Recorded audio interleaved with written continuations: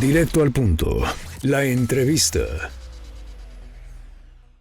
Esta mañana damos la bienvenida al arquitecto José Luis Rodríguez Chávez.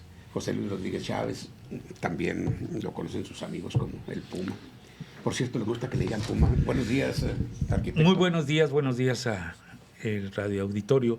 Básicamente, desde 1980 me pusieron ese apodo del Puma por el nombre del cantante venezolano, sí. José Luis Rodríguez el Puma. Y como nos llamamos igual, pues me pusieron ese mote. También hay gente, cambiándole un poquito, que dicen que nos parecemos Fernández Noroña y un servidor. Incluso en la calle me han llegado a confundir que si soy yo Fernández Noroña. Digo, no, soy mayor que él por 2 años. ¿Se parecen físicamente? Sí. ¿Tienen las mismas ideas? No, ya se salió el de control. Él ha estado en mi casa aquí en Juárez, Fernández Noroña. Sí. Usted lo acompañaba. Le regalé algunos libros, lo invitamos aquí a varias conferencias, le pagábamos sus viáticos y demás, cuando traíamos el movimiento de Ciudadanos Vigilantes. Pero ya no estoy de acuerdo ahora en las conductas que ha asumido, ni él ni Javier Corral, a quien apoyé también muy fuerte. Sí, usted ha tenido ya, apoyos, además plenamente convencido para algunos políticos, y le han fallado, pudiéramos decirlo así. Pues la mayoría, una de ellas la gobernadora Maru Campos, a quien apoyé muy fuerte, en la época de la pandemia, cuando es precandidata, le formé todo un grupo de apoyo y con gente experta de aquí como Edgar Lara, Ricardo Melgoza, Miguel Adame, Carlos Ortiz, y Javier de la Fuente, Norberto Emerich, Gerardo Soto, y le hicimos un análisis de las condiciones, un diagnóstico de Ciudad Juárez en materia de desarrollo social, desarrollo urbano, seguridad pública y desarrollo económico. Le entregamos el documento y tengo las fotografías que se le dieron. Un fuerte grupo en Facebook llamado Ciudadanos Vigilantes. Pues no más fue en Facebook, fue en la realidad, que nos reuníamos por 5 años todos los lunes en el DEGA y ahí acordábamos acciones contra dependencias de gobierno abusivas, tanto de gobierno federal, estatal o municipal, como fue a la Comisión Federal de Electricidad, aquella vez que mantuvimos en jaque a la Comisión Federal por 3 días, que tuvimos un plantón día y noche, que nos cubrieron ustedes, estaba usted en 860 y nos cubrieron. El Infonavit. Ese fue un problema grave, ¿no? Sí. Por cierto, ¿qué opina de que el Infonavit tome el proyecto original? O sea, hacer construcciones de casas en un terreno. Pues va a ser un fraude. ¿A qué voy con esto? Infonavit se creó en 1972, dando respuesta a la Constitución Política de los Estados Unidos Mexicanos, que marca ahí que los trabajadores tendrán la oportunidad de una vivienda digna. De ahí se creó Infonavit. Infonavit originalmente hacía los proyectos y licitaba las obras a nivel nacional con constructores de las diferentes entidades para que construyeran las casas, que es aquí cuando empiezan a hacer las primeras viviendas creo que la Fidel Velázquez y la Infonavit Casas Grandes. Los proyectos venían de México, pero las constructoras eran locales, o de Chihuahua o una que otra del interior del país. Otro allá por la Toronja Roja, ¿no? Sí, ya fue un poco después. Luego ya finales del siglo pasado cambian la ley de Infonavit. Cada que llegaba un director de Infonavit hacían tranzas, cambiaban, etcétera. Y entonces ya Infonavit no hacía los proyectos ni licitaba las obras a finales del siglo pasado, sino que ya constructores o desarrolladores construían las viviendas, fraccionamientos, y le vendían directamente a Infonavit las casas. Ellos promocionaban las casas y Infonavit otorgaba los créditos. También ahí hubo un mundo de corrupción. A través de mucha gente se hizo millonaria. Y hoy, pues, lo que pretenden, no tanto regresar a la ley original, sino que una sola constructora sea la que le den todo el presupuesto, entre comillas, para que desarrolle las viviendas en todo el país. Sí, entonces, pero eso va a traer otro problema, ¿no? Porque es un problema social, pues va a llevar a todas las familias mire, ahí. Yo lo que propuse, don Héctor Javier, cuando desde 2015 nos metimos, era sexenio de Peña Nieto, que usted señalaba, y eso porque lo escuchábamos usted, tantos señalamientos del público que le llamaban para quejarse de los cobros de Infonavit, de las cuentas impagables. De ahí asumimos esa bandera, porque lo escuchábamos usted de todos esos reclamos. Empezamos a investigar en la subdelegación en Juárez, bloqueamos la subdelegación de Juárez varias ocasiones, hicimos manifestaciones, ya luego nos fuimos a Chihuahua, luego a nivel nacional. Y lo que yo al final concluyo, dos cosas. Primera, que como Infonavit a través de más de 10 años estuvo violando varios artículos de la Constitución, de la Carta Magna. Infonavit, lo que yo proponía, y presenté una iniciativa de ley ciudadana en la Cámara de Diputados, estoy hablando del 2015, donde pedíamos que se condonaran todas las cuentas a los derechohabientes a nivel nacional, porque se había violado la Carta Magna y los derechos de esos trabajadores. Y esto era como un fobaproa, pero ahora no en favor de los empresarios, sino de la clase trabajadora a la cual Infonavit violentó por muchos años. Le entregué la iniciativa de ley al PRI, al PAN, a Morena. Empezaban sus primeros diputados federales de Morena. La que ahora es gobernadora de Veracruz fue la que me recibió por parte de Morena, que fue secretaria de Energía después y gobernadora de Veracruz.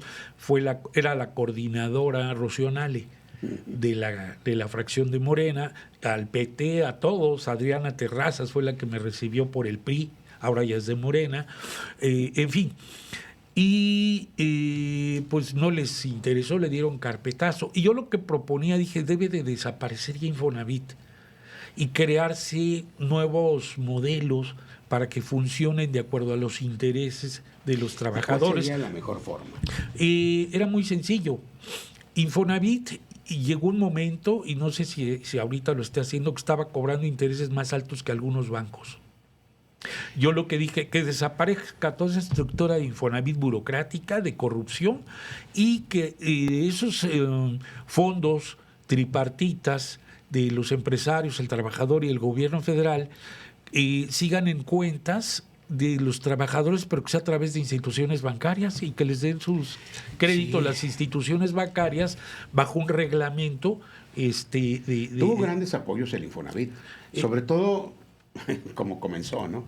Porque después de cubrir los pagos, es decir, de saldar su deuda, el Infonavit era el encargado de pagar incluso las escrituras y todo eso. Dejaba al trabajador libre de muchos gastos, arquitecto. Quizá los primeros, el primer lustro, los primeros 2 lustros, sí, ya pues, luego se volvió un negocio tremendo. Fue cuando perdió, porque perdieron muchísimo dinero. Tan un negocio tremendo que uno de los últimos directores de Infonavit, que luego fue gobernador de Oaxaca, priista. Pinchena. Penchina. El anterior a David Penchina. Que ahora ya es senador de Morena. Grande. Ahora ya lo hicieron senador por Morena cuando es un tipo de lo más corrupto. Que su papá también fue gobernador de Oaxaca y él fue gobernador de Oaxaca. Alejandro, ahorita me acuerdo el nombre, él incluso agarró los fondos de Infonavit, como ahorita están agarrando los fondos, y los invirtió en una empresa española y perdieron 7,000 millones de pesos de los fondos de Infonavit. ¿Le ve poco de positivo entonces a este nuevo? Pues es que es un negocio, así como el Tren Maya, que nos lo vendieron al pueblo mexicano en 500,000 millones de pesos, que ahí hay una inmensidad de fraudes. Así Infonavit, todos estos fondos que se van ahora a manejar por el gobierno federal a través de una sola constructora, pues es un fraude. Así lo que van a hacer. Murat fue muy Alejandro corrupto. Murat, exactamente. Él agarró dinero de Infonavit, lo invirtió en una empresa bursátil española y perdieron alrededor de 7,000 millones de dinero de los trabajadores de Infonavit, nadie le hizo nada. Ya luego fue gobernador y López Obrador lo premia con una senaduría. Ahorita es senador de la República, Alejandro Murat, ahora es de Morena. Deje usted el negocio, lo que implica es también el engaño a las familias. Aquellas que tienen, sí, pues la ilusión de darle a sus hijos Fíjese, un ¿a hogar, qué una nivel casa. llegamos con el abogado Alberto Velázquez, que es un extraordinario abogado de aquí de Juárez, de los pocos honestos que conozco como abogados, que cuando descubrimos el fraude que se comete en Nayarit y donde en aquellos momentos eran 50, 60 mil trabajadores defraudados de diferentes estados del país, hoy llegan a 100 mil defraudados, se hacían juicios apócrifos en Nayarit, y despojaban de la vivienda a los dueños sin decirles agua va, sin avisarles, pero además si le avisaban tenía que usted ir al juzgado en Nayarit para pelear su situación. Así despojaron a miles de gentes, ya nada más después de que el notario daba fe a esos actos ilegales. Llegaban a los estados, como fue aquí en la administración de César Duarte, paquetes de 500 gentes que ya no eran los propietarios originales a quien les dio el crédito Infonavit, sino ahora ya eran de Infonavit, sin que la gente supiera. Y los fraudes eran en lo siguiente: si se atrasaban con pagos, ¿sí? Porque luego muchas veces se atrasan con pago la gente, etcétera, les quitaban sus viviendas. Y si usted debía 300,000, 400,000, todavía 120,000, le quitaban la vivienda. Y esos paquetes los remataban a cuates de gente de Infonavit a 35,000 pesos por vivienda, le remataban los paquetes de 500 viviendas. ¿Eso se acabó? No, y yo les dije, oye, pues ¿por qué en lugar de que le rematen a las inmobiliarias en 35,000 pesos la vivienda, díganle al que les debe, dame 35,000 y queda la deuda pagada? Así es. Sin embargo, y para financiar, como fueron juicios apócrifos, todos los que fueron sentenciados en esos tribunales de Nayarit, toda esa gente, como fueron juicios apócrifos, a través de un juez federal podían lograr recuperar su vivienda y quedar su deuda saldada. Para finalizar, el presidente del Tribunal de Justicia de Nayarit de aquella época lo tenemos en la cárcel, al magistrado, a algunos jueces y a algunos funcionarios de Nayarit. Todo eso se lo dije a López Obrador y no quiso hacer nada al respecto. Pues cuando menos uno de cal por los que van de arena. Así es. En este mismo orden, en este mismo escenario, aquí acabamos de pasar una nota donde el alcalde anda pues muy entusiasmado también con eso del Infonavit, y andan buscando terrenos para la construcción de casas por parte del Infonavit.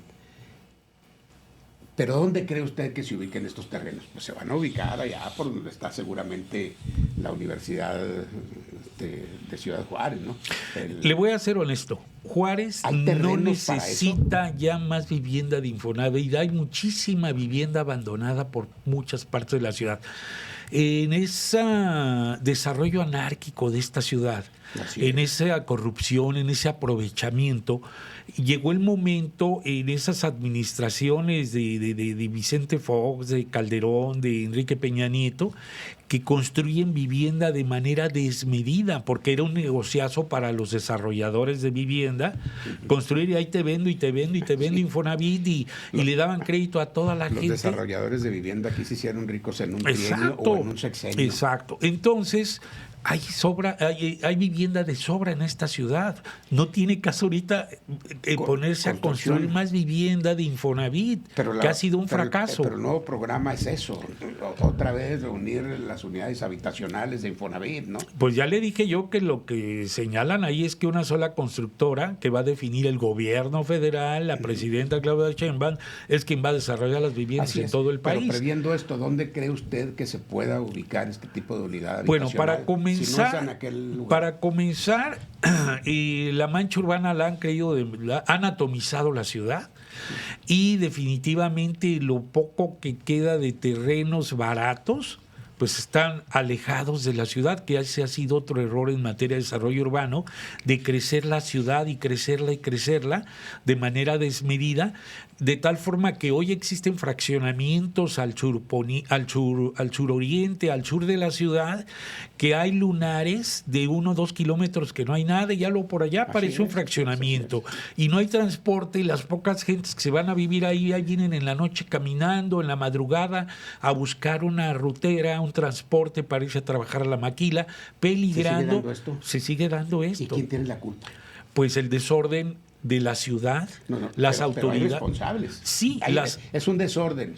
Pero ¿quién es el responsable? Lo comentaba en la entrevista anterior, que desgraciadamente quienes llegan a alcaldes llegan con apoyos económicos de los fuertes de esta ciudad, de quienes tienen intereses en estos desarrollos y en otras actividades lícitas e ilícitas, y son los que le meten dinero a las campañas a los alcaldes. Teto Murguía desarrolló de manera anárquica Juárez, y así han venido atrás de él varios alcaldes desarrollando de manera anárquica, respondiendo no a los intereses sociales de tratar de mantener un orden urbano en la ciudad, sino a los intereses de quienes les patrocinaron sus campañas políticas. Entonces, por eso se abren tantos frentes en las orillas de la ciudad o alejados de la mancha urbana, porque es donde a ellos les interesa desarrollar sus terrenos. Con los supuestos terrenos protegidos? Es decir, aquellos terrenos que se iban a cuidar para sembrar, para ecológicamente los protegieran. Eso quedó en utopía, pero nada más le comento. En el 2004, la mancha urbana de Ciudad Juárez, la mancha urbana eran 24,000 hectáreas. De esas 24,000 hectáreas, el 20% eran terrenos baldíos. El 20% de 24,000 hectáreas eran baldíos, que incluso muchos les llaman terrenos en engorda, porque los dueños pues tienen pavimento, luz, pero ahí están los terrenos baldíos. Aquí salimos y por todos lados hay terrenos baldíos. Sí, que hacen usufructo de todos los beneficios, pero no aportan nada a la ciudad esos terrenos baldíos, y hay grandes extensiones. De 2004, de la administración del Teto, que eran 24,000 hectáreas, el Teto Héctor Murguía Lardizábal, como alcalde en sus 2 trienios, autorizó planes parciales de crecimiento y desarrollo, y de esos 24,000 hectáreas a desarrollar se fueron a 42,000 hectáreas, que es lo que tiene actualmente Juárez a desarrollar. O sea, una locura. En lugar de que el crecimiento sea hacia adentro, el crecimiento de la ciudad se extendió, se atomizó, y pues con los resultados que tenemos de violencia, de inseguridad, de que mucha gente se queja que no hay el transporte para los lugares donde viven, etcétera, que no llegan los camiones de la basura. Ayer hablamos de Héctor Murguía y de los que se salvaba en seguridad y otros puntos era precisamente Héctor Murguía. Uh-huh. De eso de los dineros y las fallas, pues yo creo que hay otros peores. Sí. ¿Verdad? Porque decía un compañero, porque es peor que peor. Y esa es la situación, arquitecto, que se ha vivido. Pero pues siguen las cuestiones políticas dejando muchísimo dinero. Dígame usted, un alcalde, ¿sí?, de Ciudad Juárez, de los que hayan sido alcaldes, que no tienen vastos terrenos en la ciudad. Le voy a comentar ejemplos. Cuando me toca ser regidor, administración 95-98, se había heredado una deuda de 150 millones de pesos, 150 millones que pesaba esa deuda. Me toca ser director de Obras Públicas en la administración de Jesús Alfredo Delgado, donde liquida la deuda de Juárez, la deja en ceros, además de toda la obra que se desarrolló. A la salida de Enrique Serrano como alcalde, la deuda era de 8,150 millones de pesos. Juárez se convirtió en el municipio más endeudado de los 3,548 municipios del país. Y sigue. Y sigue. Y sigue. Mientras Chihuahua capital tiene 0 deuda, Juárez tiene el mayor endeudamiento.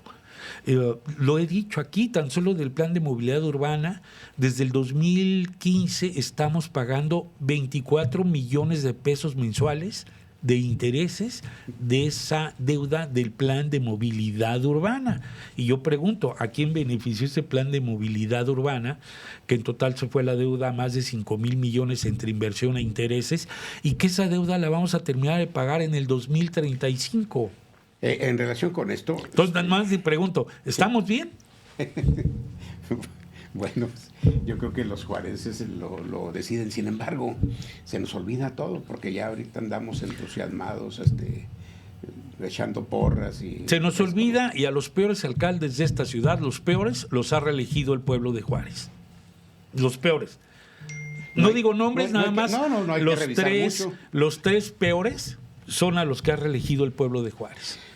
Un punto antes de entrar con un puntito político partidista. Recientemente se habla otra vez de la construcción del centro de convenciones, que ha estado olvidado por ahí nada más 20 y tantos años para la ciudad. Sí. Lo tomamos con entusiasmo, me refiero a quienes integran el fideicomiso y luego la participación política total. ¿Usted cree que ya ahora sí se haga realidad el centro de convenciones? ¿Ya se tiene la ubicación? Porque nos decía hace un momentito del fideicomiso, nos hablaban del fideicomiso, el representante de la gobernadora, el presidente municipal, que bueno, se tienen 300 millones para la construcción del centro de convenciones, para el arranque pues, y se tiene ya la maqueta. Ahora falta lo mero principal, ¿dónde? Se dice que puede ser la parte oriente del Parque Central. ¿Qué opina? Yo creo el espacio donde se desarrolle es lo de menos. Lo demás es que no tienen la intención de llevar a cabo una obra. Antes de entrar al aire se lo dije, en el Galgódromo se invirtieron cerca de 100 millones, administración de César Duarte. Se metieron 40 millones y ahí en cimentación César en Los Duarte Hoyos. tenía a su primo, al ingeniero Bernardo Medina, como delegado de obras públicas en Juárez, y él le dio la obra a un amigo de él, sin contrato, y empezó ese amigo a mover tierra. Y el hermano del gobernador César Duarte le dio a otro contratista la obra porque le había ofrecido una cantidad de dinero. Y al rato fue el pleito entre los dos contratistas que hasta la fecha están en demandas millonarias. Y se llevaron los 100 millones de pesos y no se hizo casi nada. Y ahí están los resultados. Lo que hace falta en Juárez son las ganas, y que los empresarios se fajen. Recordemos cuando Patricio Martínez hizo la carretera para que no cruzaran por Juárez de Samalayuca a Jerónimo, ¿sí? Hacia Santa Teresa. Los empresarios quisieron pegar el grito en el cielo, Canaco, Canacintra, Coparmex, etcétera. Mandó un jet Patricio Martínez, se los llevó. Quien hoy es director del IMIP, Roberto Mora, era el arquitecto, era el presidente de la Cámara de la Construcción. Les jalaron las orejas el gobernador a los empresarios, a los líderes empresariales ahí en Chihuahua. Les dio sus nalgadas, Patricio, y regresaron con la cola entre las patas y ya no dijeron nada. Esos son nuestros empresarios, cabizbajos, tibios, que nada más velan por sus intereses. A ellos les vale gorro la ciudad. Sí, pues esa es la realidad. Lo regañan, bajan la cabeza. Y dígame de la cámara que sea empresarial, y se los digo en su cara y se los he dicho en su cara, por eso muchos no me quieren, por eso muchos no les molesto, porque hablo con lo que conozco, con lo que sé, con lo que he vivido, que nadie me lo ha platicado. Yo recuerdo hace muy poco tiempo todavía, los organismos de la iniciativa privada levantaban la voz, hacían algún tipo de señalamiento y hacían que se movieran los cimientos en el municipio. Pues de los pocos, estado, pero sí, pues ¿no? ya no está aquí, es Freddy de la Vega. Ajá. Era de los que sí les metía cohetes en la cola a los gobernantes. Empresariales, pues sí, representan a una gran cantidad de empresarios y obviamente... Pero otros tantos, usted ha visto que los ha comprado el gobierno y los hace recaudadores de rentas, alcaldes, diputados, y ya, ahí muere. Son vendidos los empresarios juarenses. Es una desgracia. A diferencia de Chihuahua Capital. ¿Por qué Chihuahua Capital está tan fuerte, tan sólida? ¿sí? A mí me Tan llamó bonita la ciudad. A mí me llamó la atención en esa conjunción de esfuerzos el hecho de que aquí se pelearan la presidenta de Cámara Nacional de Comercio y el presidente municipal. Bueno, la reacción vino más de la presidencia municipal, de decir que rompía relaciones con la Cámara Nacional de Comercio. Habráse visto. Este tipo de situaciones, ¿a qué conlleva? Pues a que usted lo dijo, llevamos 2 décadas, 20 años en que se va a hacer un centro de convenciones y no se puede hacer. Esos son los resultados. Una ciudad marginada en su desarrollo urbano, una ciudad con problemas graves en seguridad pública, una ciudad, me acabo de enterar, no sé si sea cierto, Maru Campos hizo el centro de cancerología y me dicen que está súper equipado. Bueno, pues no está operando bien porque hay broncas entre el FECHAC y gobierno del estado. Y por eso no está operando adecuadamente el centro de cancerología. Que no son intereses paralelos. Pues deberían de, pero pues cada quien quiere asumir, o en este caso FECHAC quiere asumir la administración de ese centro y pues ahí está. FECHAC lo que hace es aportar recursos, ¿no? Sí, También. pero son los empresarios. Sí, claro. Y los empresarios, estamos hablando que no han podido hacer un centro de convenciones en 20 años. Oiga, sin defender, lo hemos dicho aquí, por eso lo hemos comentado. Hay mucha gente que está muy conforme e incluso muy agradecido con el gobierno del estado por esos programas como Medi Chihuahua que han empezado a funcionar. Y están funcionando con un bien, servicio extraordinario, sí, ¿no? sí, No, hay que reconocerlo. O sea, que no se requiere seguro social. No, hay que reconocerlo. Incluso me acabo de enterar ayer que ese centro de cancerología, a diferente de otras instituciones públicas de todo el país, el centro de cancerología sí tiene los medicamentos para la gente con problemas de cáncer. A diferencia que lo estamos viendo en el resto del país, no hay medicamentos. Aquí sí los hay. El problemita ahorita es el conflicto entre FECHAC y gobierno del estado para la operación al 100 de ese centro de cancerología. Está operando a un 30% por esos conflictos que hay. Y es del primer mundo, trae los mejores equipos para problemas de cáncer, y eso lo hizo la gobernadora actual. O sea, sí tiene por ahí sus palomitas, yo también le pongo sus taches a Maru Campos, esa es una palomita de ella, pero no se le ha dado difusión, y más ahora que me entero que parece que está ese conflicto entre FECHAC y gobierno del estado. Volviendo con el centro de convenciones, de acuerdo a sus conocimientos, a su experiencia, porque fue secretario o director de Obras Públicas, ¿dónde sería una ubicación, pues si no la mejor, dónde quedaría el centro de convenciones ahorita? ¿Es viable la construcción del centro de convenciones en el área oriente del Parque Central? Pues yo creo que el centro de convenciones debe estar en un lugar cercano a la frontera, dentro del área, dijéramos, no tanto la zona Esmeralda, pero zona céntrica de la ciudad. ¿Qué pasó con Lo los acabo de hoyos? decir, cuánto Hoyos terreno realmente- baldío hay en Juárez. ¿Los hoyos realmente era bueno ahí, arquitecto? Me gustaba más en el Galgódromo. Bueno, vea cómo quedó el nuevo hospital. Y todavía hay terreno. Ah, no, muchísimo. Todavía hay terreno. Yo incluso ¿sabe? retomaría ahí el Exacto. proyecto, porque también por ese recuperar, proyecto, no sé si fue Lupita de la Vega o Alejandra, contrataron un arquitecto extranjero buenísimo y hizo un buen proyecto de ese centro de convenciones. Ahí debe estar el proyecto, ahí está el terreno, ya ¿Se hubo podría recuperar el edificio? ya hubo inversión, está olvidada esa esquina. esquina donde iba a ser el centro de convenciones, está olvidada, pero ya incluso hay construcción, ya hay cimentación, ya hay base para el proyecto que se tiene, ¿sí? Y que se paró, Pues y ha habido- donde se invirtieron varios millones de Ha habido pesos. ubicaciones que efectivamente... A hubieran mí sido se me hace una muy buena ubicación ahí, y sobra muchísimo terreno. Yo creo de todo ese terreno del Galgódromo está ocupado ni un 40%. ¿Cuánto se requiere para la construcción del centro de convenciones? Pues depende del tipo de... Se habla de 800 millones de pesos actualmente. Depende de la calidad, de lujo que se quiera llevar en un proyecto, ¿sí? Es como usted, si me dice, arquitecto, quiero que me haga una casa. ¿Y de cuánto la quiere, Héctor Javier? ¿De 2 millones? ¿De 10 millones? ¿De 50 millones?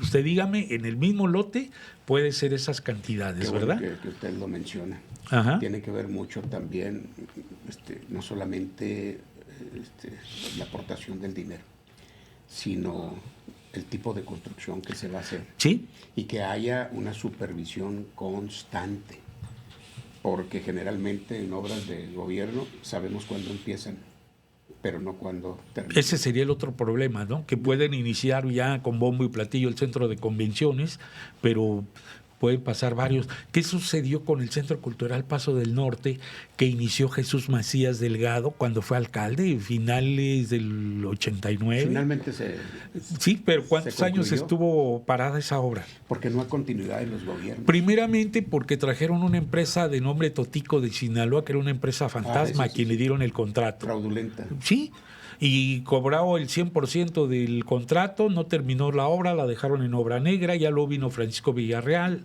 la dejaron olvidada, ya luego vino Ramón Galindo, olvidada, ya fue hasta la administración, hasta que Reyes Baeza entró de gobernador, quien termina esa obra, ¿verdad? Y que quedó muy bonito el Centro Cultural Paso del Norte, está muy bonito, sí. Pero ¿cuántos años pasaron? Lo mismo con el transporte semimasivo, desde la época que estoy de regidor con Ramón Galindo, ya estaba el proyecto que hizo el IMIP, y casi 200 años después se construyó y se consolidó la línea 2 del BRT, que está funcionando bien. Dice, nos da un poco más de confianza en que vamos a lograr un centro de convenciones. Pues sí, quizá. ¿Cuándo? No sé, pero ojalá. Quizá para el siglo 32 pudiera estar terminado el centro de convenciones, ¿verdad? Son situaciones verdaderamente difíciles, y yo creo que en esto lo que se requiere es una supervisión constante. Como en alguna ocasión usted me preguntaba hace unos años, cuando hablaba yo del endeudamiento de este municipio, de lo que estamos pagando, pero principalmente del rezago urbano que tiene Juárez, que es de más de 1,000 millones de pesos el rezago urbano de Juárez. Y usted me preguntaba, ¿y cómo en cuánto tiempo podríamos reponernos para no tener esos 1,000 millones? Y yo le decía, pues si son 500 millones lo que se destina a obra pública por año en Juárez, pues estamos hablando, decía usted, 20 años. Le dije, no, son 200 años. Y sí, si sacamos cuentas, para un rezago de 1,000 millones y que se destinan 500 millones, 100,000 millones de pesos es el rezago de Juárez, 100,000 millones para estar a la par de Chihuahua capital en infraestructura urbana, 100,000 millones. Y si el presupuesto es de 500 millones al año, pues ¿cuándo vamos a alcanzar? Está como otro dato importante de ahora que se construyó la línea 2 del BRT, y que ahí se lo dije en su cara a Gustavo Elizondo en una entrevista. Cada paradero tuvo un costo sobre 18 millones de pesos reales. ¿Cada paradero? Sí, y los metieron el gobierno del estado, administración de Javier Corral. ¿Cuántos paraderos eran? 50, los metieron entre 38 y 42 millones. Es lo que nos costó cada paradero. 38 de una casa de lujo, a 42 millones. Misión de los 38 Lagos, a 42 millones nos costó cada paradero, cuando en la realidad lo que se invirtió ahí fueron 18 millones. ¿Qué opinión tiene? Pues que alguien se llevó 2,000 millones de pesos. Eso sí. Pero ¿y dónde está, pues, la supervisión?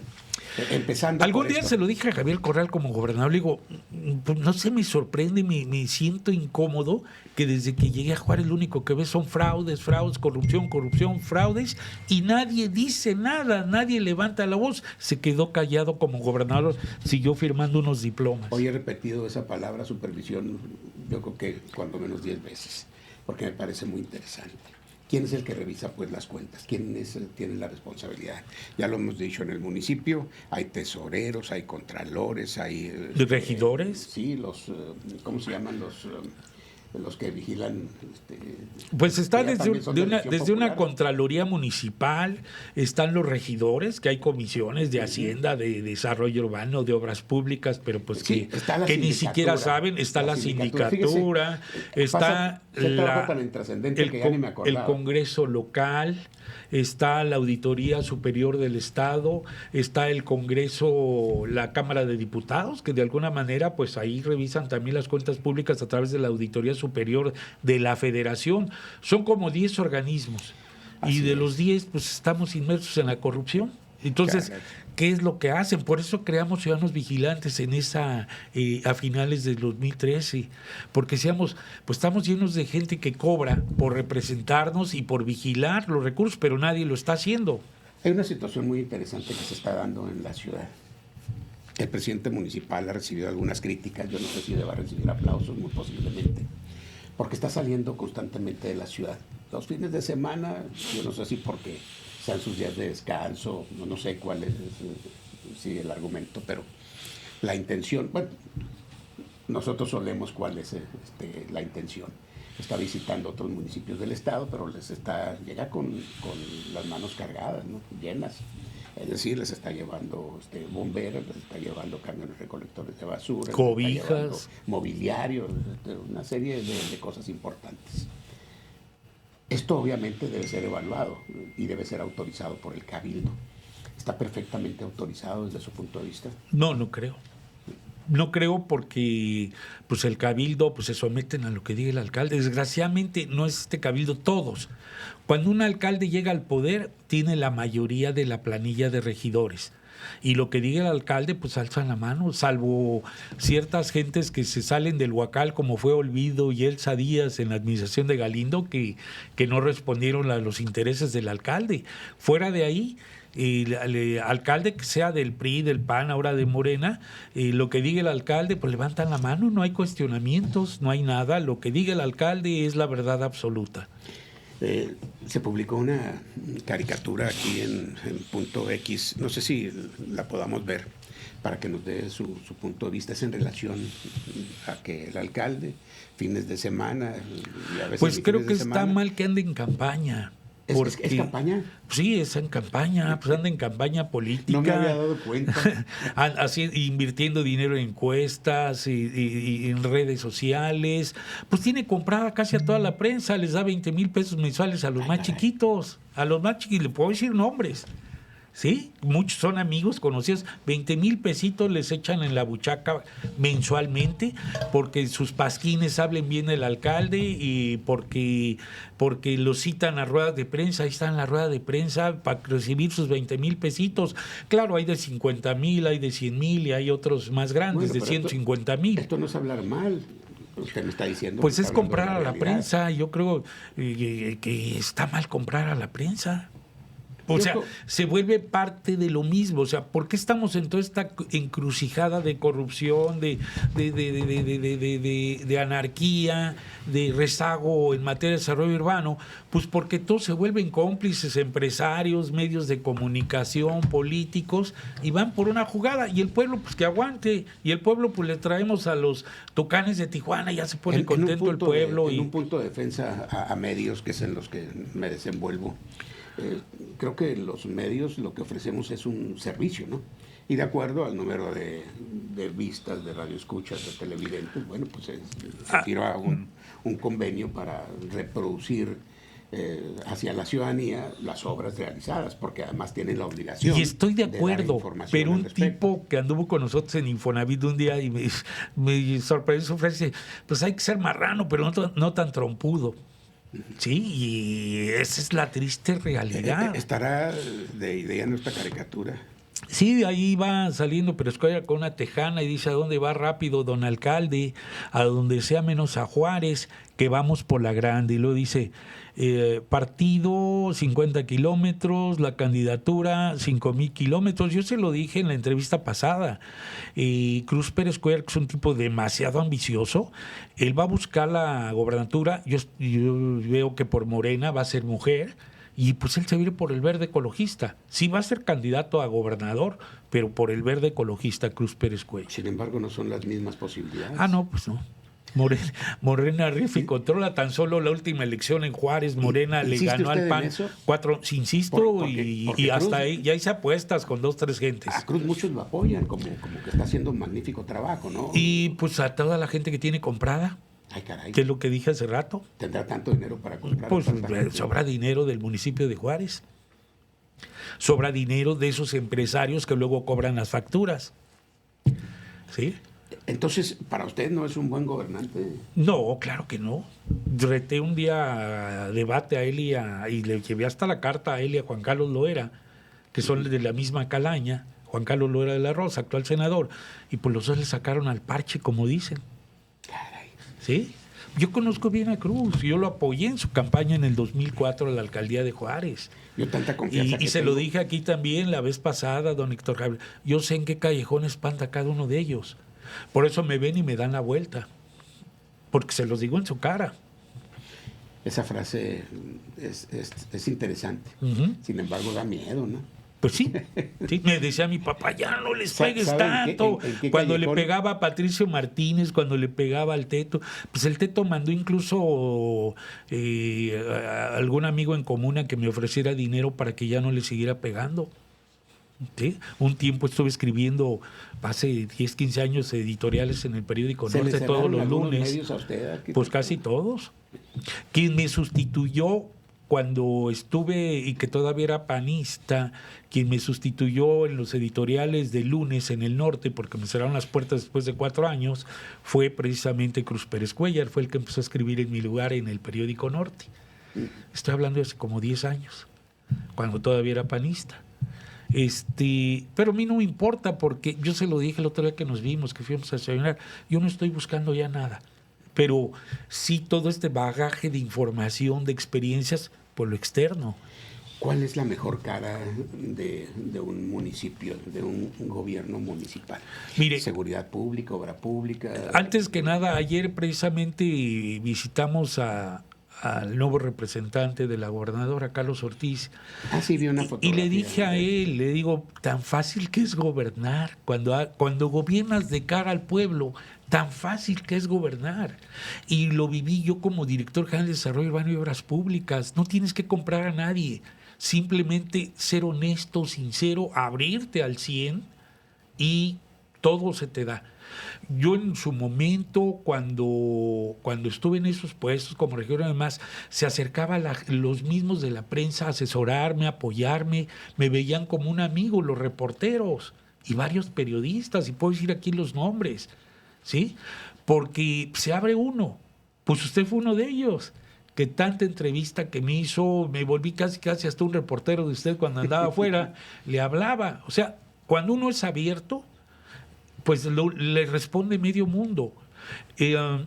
Lo señalaba ayer, le decía yo a Carlos Ortiz, cuando estuve director de Desarrollo Urbano, pues anda uno en reuniones, en eventos, y llegas y decía a la secretaria, pues están todas estas 8 gentes aquí esperándolo, arquitecto. Y a las 8 personas los pasaba juntos a la oficina para no hacer esperar a nadie en cuanto yo entraba, y de pie, ¿qué pasó? Oiga, que una máquina para la Guadalajara. A ver, llámame al director de urbanización. Oiga, que no sale mi cheque, fulanito, acompáñalo al Sore. De ahí me hablan a ver qué pasó. O sea, se puede atender tan rápidamente. A mí cómo me molesta que lo tengan uno como limosnero, un funcionario público, que su sueldo lo paga el pueblo, y que lo tengan esperando ahí media hora, 1 hora, y que no lo puedan atender, como si fueran príncipes o reyes. Sí, cambian mucho. Su trato es totalmente diferente. Por eso le digo, tan fácil que es gobernar, con transparencia, con apertura, con ese sentimiento social. Es lo más fácil. Pero a veces los ciudadanos también somos tacaños. Usted mencionaba el gobierno de Jesús Alfredo Delgado. Le decían sus amigos el Güero Delgado, Ajá, que dejó la deuda en 0. ajá. ¿Se lo ha reconocido, Juárez? No, nadie le ha reconocido. Tan es así que cuando él quiso comprar una propiedad ahí en el Campestre, donde puso su notaría, que ya la vendió, por cierto, ya se retiró, me habló para un avalúo, y la propiedad se la vendían en 7,5 millones y no completaba. 7,5 millones de pesos y no los completaba. Tuvo que finalmente pedir un crédito a Bancomer. Un tiempo después me enteré que estaba patinándose con Bancomer, porque se había meterse con los bancos, retrasado cuidado. en los pagos de las mensualidades de la propiedad. Es interesante platicar con usted. ¿Sí? No creo que se cierren estos canales. Hay una gran apertura. Le voy a platicar algo en muy... esto. Esto me lo confió Jesús Alfredo Delgado. Cuando la última semana de él como alcalde y el Teto, que ya había ganado, le ganó a Cruz Pérez Cuellar, Héctor Murguía, la alcaldía. Pues ellos se conocían. ¿Qué óvole Teto? ¿Qué óvole Güero? De ahí del Campestre, del club de golf, etcétera. Y me confió Jesús Alfredo Delgado y dice, fíjese, arquitecto, que me sorprendió que en esa semana, mi última semana, fue a verme Héctor Murguía, el Teto, a la oficina. Y su primer pregunta que me hizo el Teto Murguía, me dijo, oye, güero, ¿y cómo se maneja lo del narcotráfico? Ay, yo me fui de espalda y digo, no, yo ahí nunca me metí en esos temas porque yo tengo hijos y nietos. Tengo entendido que eso lo preguntaban o lo han preguntado todos los alcaldes, precisamente porque, no porque busquen algo, sino porque a lo mejor no quieren nada. Pues ya nada más acuérdese cómo le pusieron al Cerezo, ¿qué? En su administración, el Cerezo feliz, el Cerezo que bautizaron al Cerezo y yo sabía que había nexos ahí con gentes de los mexicas o de los estos otros, ¿cómo se llama el otro grupo puesto? Aztecas. Sí, es cierto, aunque dígame usted cuál cárcel no es correcta. Pues por eso le digo que cuando se llega a esos niveles está muy fácil que uno dé un paso en falso, es muy fácil. Si uno no lo quiere dar, no lo da. Pero sí es muy fácil. Yo de obras públicas pude haber salido millonario. Por la obra de la Glorieta me ofrecían 5 millones de pesos para abrir boca. De ahí, de ese tiempo que estaba en las públicas, mínimo me pude haber robado 50 millones ya de le pesos. pusieron una obra más vistosa ahí que el puente, ¿no? Del kilómetro 20, que es como un techito ahí que está un poquito antes de llegar al kilómetro 20, ¿no? Pues así como ¿Se ve bien? para el Hombre Araña, no sé quién se le ocurrió hacer ese diseño. Fíjese que hay muchos jóvenes aquí en la Escuela de Arquitectura de la UACJ, muy buenos, muy talentosos. Yo creo que se podría buscar a esos jóvenes Tengo para que entendido desarrollaran. que el proyecto de arquitectura es de un joven estudiante. Pues no sé, pero ahí yo sí lo hubiera reprobado si fuera mi alumno. Eso es por un lado. Yo Por di el clase otro- en la UACJ Por el otro, la en inversión. arquitectura. La inversión fue de más de 50 millones. tengo Sí, entendido. pues sí, por eso le digo que es tirar el dinero. Pero pues no se miden, pierden el piso. ¿Se acuerda de aquella frase cuando llegó Armando Cavada a la alcaldía la primera ocasión y que cambió la silla? Ahí sale con Alfredo Varela, cambió sí. la silla, dice, es que esta silla donde se sientan mueve mucho. se vuelven locos, Ajá. pierden sí. el piso. Y cambió la silla y él llevó su propia silla, que porque la que estaba ahí hacía que se volvieran locos quienes llegaban a la alcaldía. Y él llevó su propia silla. Pero le salió peor el asunto. Puso la ciudad a obscuras para meter su proyecto del Juárez iluminado, que era otro fraude que logramos parar en tiempo. Siempre sucede esto. Sí, Son siempre tantas se nos anécdotas, se nos acaba historias. el tiempo, nos excedemos en tiempo, pero es muy agradable platicar con usted.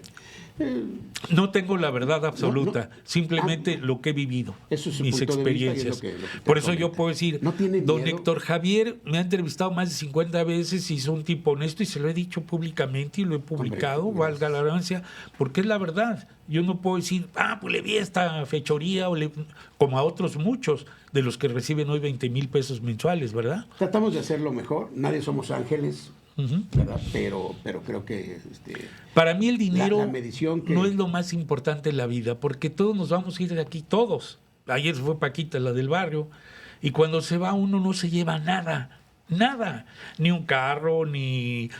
¿Qué se llevó el Teto Murguía?